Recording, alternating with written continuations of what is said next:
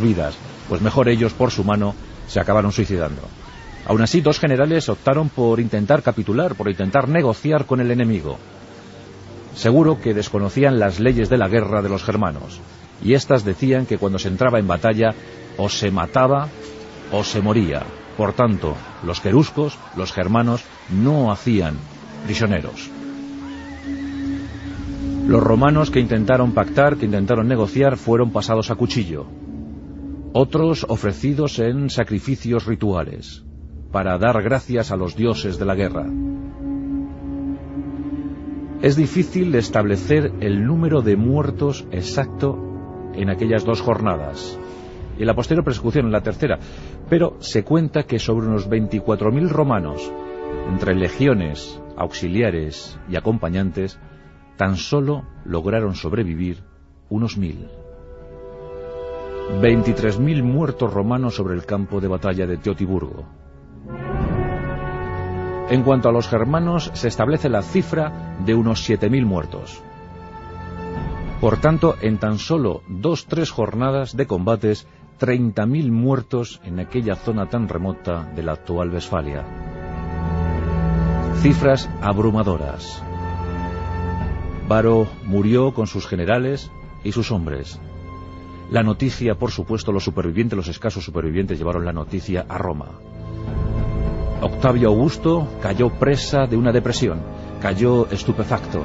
Dicen que desde entonces, cada 9 de septiembre, celebró con pesar aquella tremenda derrota.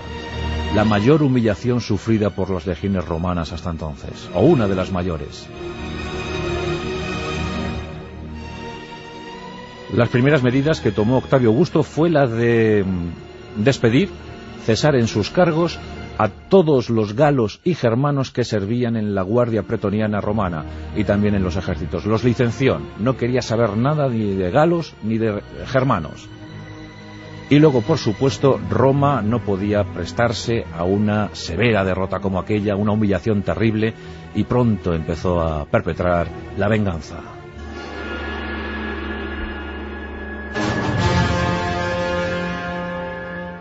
Arminio estaba en su mejor momento y bueno, pues lo cierto es que en aquel tiempo debía ser aclamado por todas las tribus, pero no fue así. Incluso su propia familia política le dio la espalda, porque muchos pensaban que la venganza de Roma iba a ser tremenda, contundente, terrible, definitiva.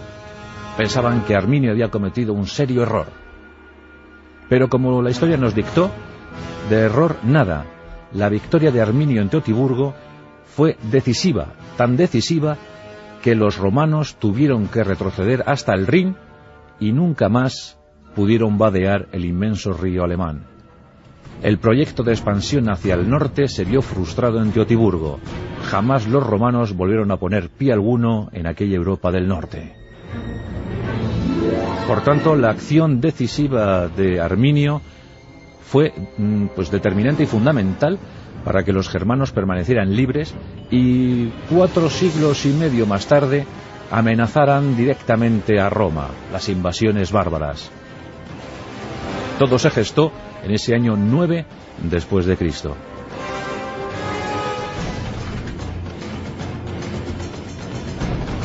En el año 15, 6 años después, Julio César Germánico, el gran pariente de Tiberio, pues se enfrentó, chocó sus armas, en este caso iba rodeado por 80.000 efectivos, 80.000 soldados que le acompañaban, pues chocó armas, batió armas con Arminio. Y la verdad es que aunque hubo mucha mortandad en una y otra fila, no se puede establecer que fuese Germánico el vencedor de aquellas guerras, de aquellas confrontaciones, aunque los historiadores romanos sí que le dieron el laudo de la victoria.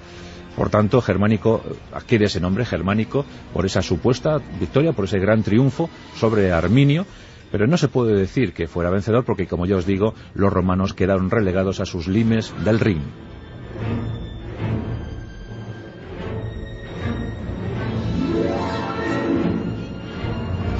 Pero ¿qué pasó con Arminio?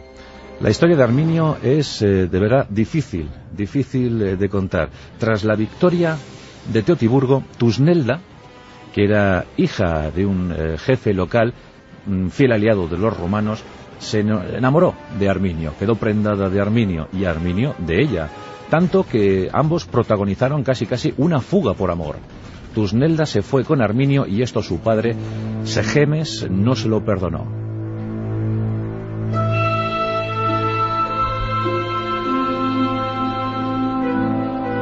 Y como era de prever, en ese año 21 se gestó la tragedia en torno a Arminio, y los propios familiares políticos del gran líder germano pues asesinaron a este jefe, a este rotundo guerrero, cuando no había cumplido ni siquiera los 40 años de edad.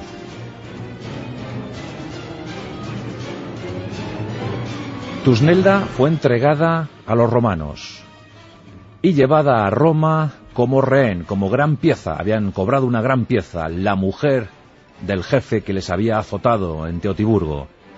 Tusnelda llega a Roma, es paseada, exhibida públicamente, y de ella perdemos la pista, pero no del hijo de Arminio. Tumélico era el nombre del muchacho. Había nacido fruto del amor con Tusnelda. Bueno, pues Tumélico fue dedicado a la lucha de gladiadores. Fue instruido en el circo romano, entregado a esas luchas tremendas entre gladiadores, y murió a los 30 años de edad en una de estas luchas de arenas circenses. Allí murió el hijo del gran jefe, de Arminio. Bueno, pues qué historia tan tremenda, ¿verdad? En el año 21 después de Cristo acabó la epopeya de Arminio, pero no su leyenda, no su estela. Ya os digo que en el siglo XIX, tan nacionalistas como eran los alemanes, levantaron un monumento impresionante cerca del sitio donde se produjo la batalla de Teotiburgo, en conmemoración, en homenaje a Arminio, desde entonces llamado Hermann, el hombre de la guerra. Los romanos, como es obvio, prosiguieron sus conquistas, fijándose más en Oriente que en el norte de Europa, y siguieron expandiendo ese imperio que perduró hasta el año 476 después de Cristo, fecha en la que cayó el último Augusto, llamado despectivamente Rómulo Augustulo, el pequeño Rómulo. La historia del Imperio Romano es fascinante. Dieron luz, esplendor, civilización, idioma a buena parte del mundo conocido, pero también crueldad y devastación. Y desde luego líderes como Arminio, como Viriato, como el propio Vercingetorix, se levantaron siempre pensando en esa idea de ser libres. Por mucho que prometan los invasores, pensamos que nuestra forma de vida es la que hemos elegido, es la que deseamos mantener, y ante eso lucharemos, si es preciso, hasta la muerte.